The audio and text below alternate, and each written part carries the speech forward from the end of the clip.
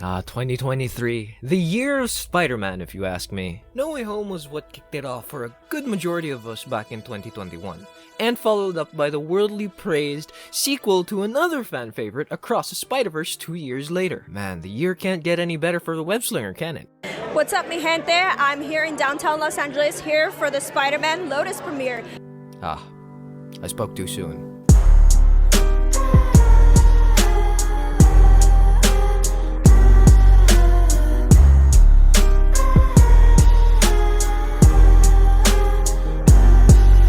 2023 has been awfully kind to the Spider-Man fans all over the world, with the Spider-Verse sequel cementing its web-slinging legacy in the Hollywood Hall of Fame, winning the hearts of all Spider-Man fans and non-Spider-Man fans all around the world. Now you'd think, there's no way they can fumble on Spidey now, he's basically a gold mine. Oh sweet prince, I'm sorry. But sadly, it isn't all sunshine and rainbows in Queens. Following the success of Across the Spider-Verse, a fan film was released on August 11, 2023. Yes, I'm talking about the 2021 fan film that was teased way back when, Spider-Man LOTUS. I have to admit, I was one of the many people who was really hyped for this film. I even considering donating to the Kickstarter. But after all the controversy that came out about the director, especially the one about how he fumbled his VFX team, the hype around this movie sort of died down. The project was ultimately shelved, and a lot of us, me included, mostly me, and a lot of people thought that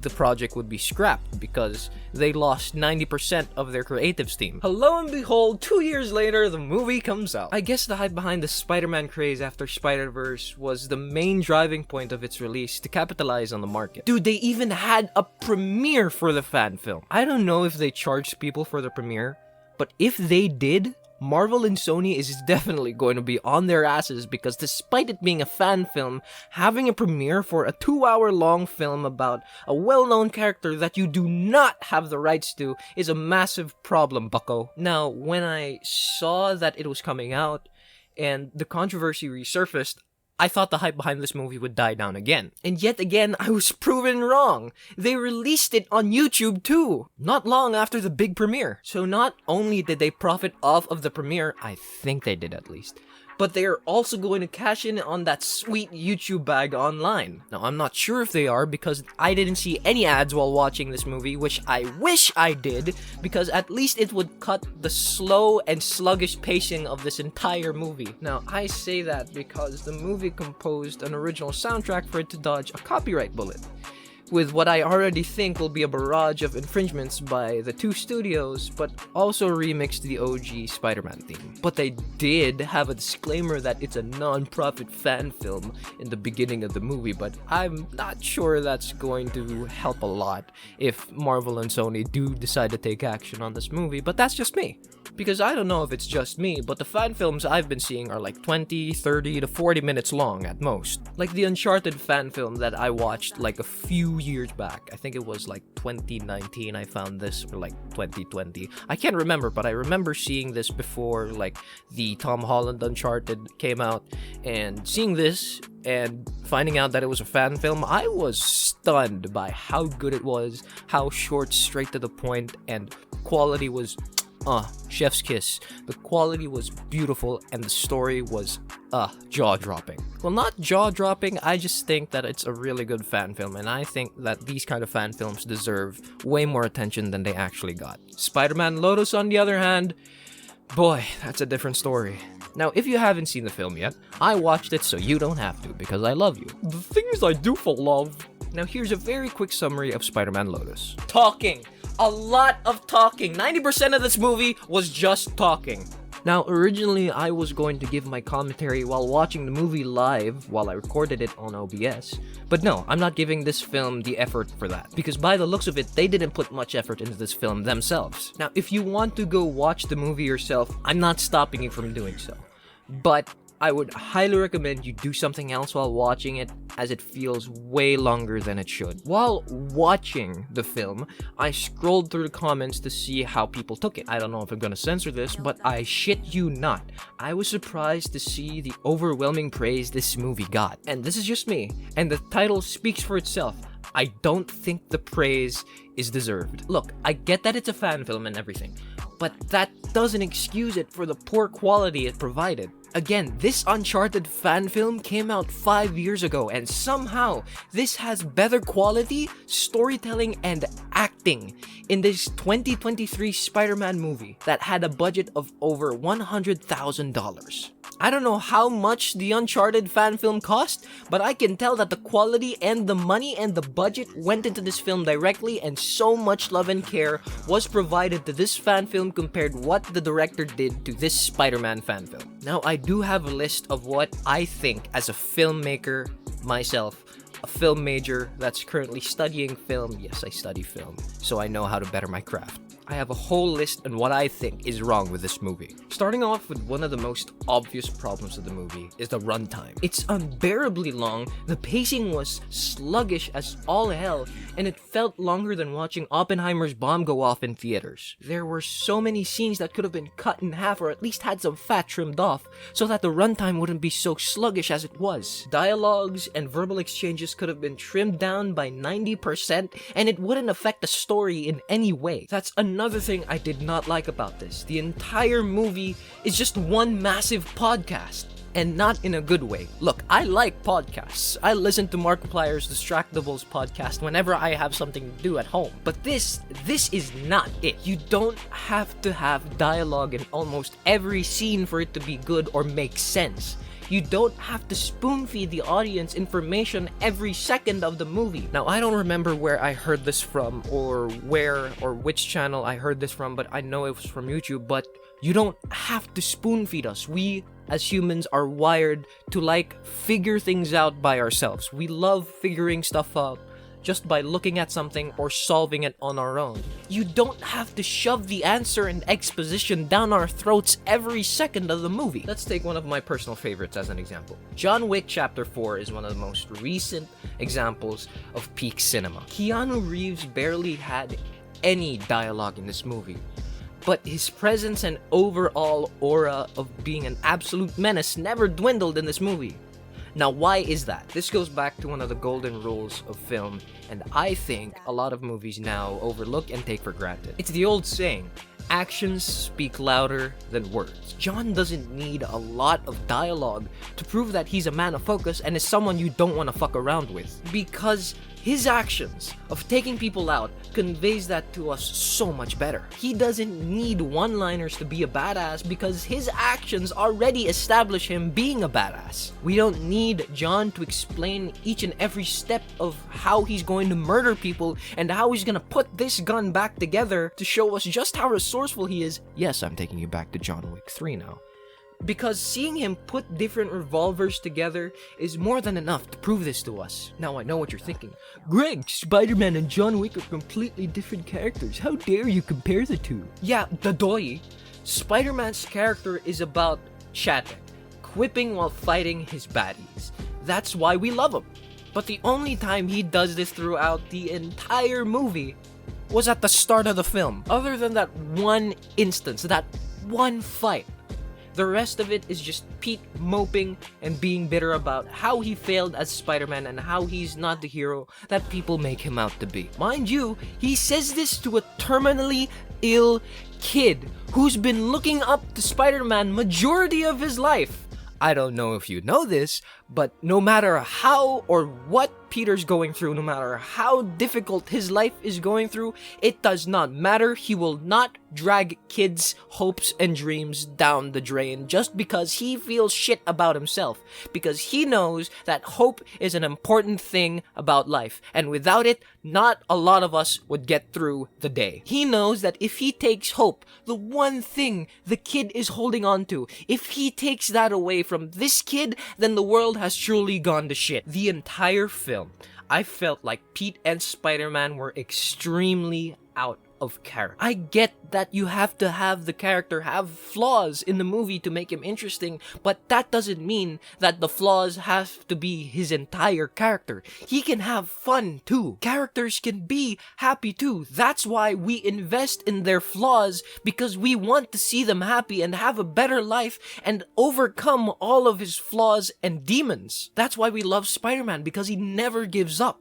No matter how dire the situation, no matter how bad his his personal life is, he will always find a way to make things better. And that's why we love Spider-Man so much. In Spider-Man Lotus, he's just a massive asshole. Look, I get that the film is trying to be gloomy and sad and make us feel for Peter because he failed to save Gwen.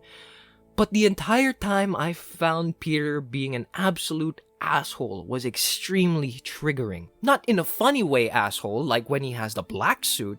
No, this is like the unbearable, get the fuck out of the room, I don't want you here, being an asshole. And going back to the terminally ill kid scene, when he crushed the kid's perspective of Spidey was just awful to me. It didn't sit right. The Spider-Man I know, that a lot of people know, would never take the hope away from the child that looked up to him.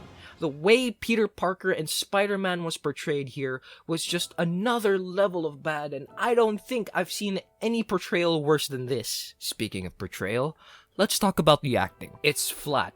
It's boring, emotionless, and void. Dude playing Peter Parker, which is also the director by the way, if you didn't know, has no acting chops. He got potential, sure, you could say that, but his facial expressions are really bad, and I mean bad. I swear, his eyes never changed expressions throughout the entire movie. There are so many scenes that were supposed to be really serious or really sad or sometimes even happy, and Peter's face never changes from the dead inside look that he has in his eyes. I get it. We all want to play Spider-Man as an actor. We get it. You always wanted to be Spider-Man growing up as a kid, but at least have the time to learn and act like Spider-Man. Peter is, in my opinion, one of the sweetest and most energetic and most human dude in the comics. Sure, he's made some oopsies here and there, but his character brings it back and finds a way to redeem himself every time. But this isn't Peter Parker. This is a bad attempt at acting like Peter Parker. There was this nightmare scene where Gwen rips Peter's shirt open to find the Spider-Man suit under it, and it looks like it's no big deal to him. He's like, oh no, you found out I was Spider-Man. Oh no. I know it was meant to be serious, but it was just hilarious to see his face. It feels extremely artificial, and it doesn't look natural at all. The most passable acting I could actually like from the main cast was Harry and MJ. They had so much potential. If it wasn't for sloppy writing and questionable direction, they could have shined so much brighter in this film. I said writing, so now here's a segue to the writing department of this movie. This movie felt like they had writers in the beginning. Stopped production midway through due to a good chunk of the creatives department quitting, and the whole thing just got dumped. It got picked right back up when the first Across the Spider-Verse trailer dropped. The writing, like everything in this movie, is sloppy and overall bad. I had a really hard time gravitating towards all the characters in the film, especially Peter. It was so hard to root for the guy, and I swear there were so many scenes that could have been sliced in half and could have saved everyone the trouble of skipping through them.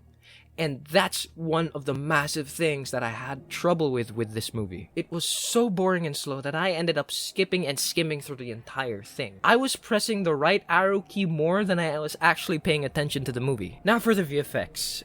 A topic that a lot of people seem to disagree and have a lot of spats in the comments about. I get that the budget was around $100,000, and a lot of people will say that that's not a lot of money to have good VFX, and I agree. I think $100,000 is a bare minimum for really any Hollywood-worthy CGI. But that could mean less now because we all know the state of CGI in Hollywood now. But despite the budget, they could have at least polished the CGI just a little bit more with the time that they were given. Fans are extremely talented. They can make beautiful CGI set pieces, but this feels rushed and less of a passion project, more of a cash grab-ish CGI type deal. But considering the VFX department of this film basically walked out on the production, I see why 99% of the VFX looked like a PS2 game, and not in a good way. The color correction was all over the place.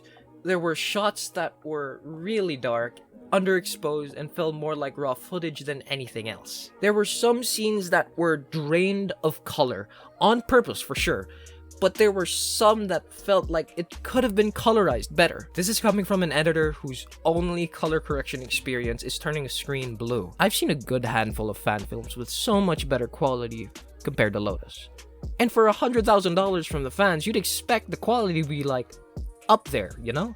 Delivering a product to the fans that pay their hard-earned money to fund a quote-unquote passion project of yours. But no, the entire film felt like a half-assed cash grab on a craze more than anything. It felt lazy, unpolished, and really, really, really bad. That's 2 hours I will never get back in my life. To me, this project died in 2021, along with the departure of its creative team. And when this film came out, I feel like it was a spit in the face of the artists and writers that were no longer a part of the project, even going as far as using the shots that they worked on, just rearranged. I feel horrible for the writers and VFX artists who left the project when their horrible director got exposed, who were passionate about the film and have something that they love get dunked on with less effort put into it and barely any love for the project at all. I could be wrong. Maybe the director could have been more driven to release this film more than ever after everything that's happened to them. But after seeing some recent screenshots of possible DMs from him, I don't know if they're fake or not. I don't think that's the case. Now, I could go on and on about this film and point out so much more things that are wrong about this film. But a 30-minute to an hour-long video about a mediocre fan film would be generous for a film that doesn't deserve the praise and attention it's getting. I went into this film disregarding the director's actions and the controversies surrounding it. I wanted to watch it with a fan's perspective. But that didn't change a thing about how I feel about the film itself. It's sluggish, slow, and underpolished. I don't think it went through any test audiences because the flat 2-hour runtime of this movie is kind of weird for something that could have been at least an hour 30 at most. If it was polished enough, this could have been a 44-minute episode of something you'd see on Spectacular Spider-Man. But to push it to the length of 2 hours to make it a feature-length film is just absurd, and you sacrifice the story and the dialogue and the quality just to make it as long as you want it to be. Overall, Spider-Man Lotus is a waste of time. Spider-Man Lotus had so much potential when it was first teased to the masses. But it died when its director turned out to be more of a Norman Osborn than a Peter Parker. But that's all I got for you in today's episode. Now, everything in this video is strictly my opinion and my feedback to the film.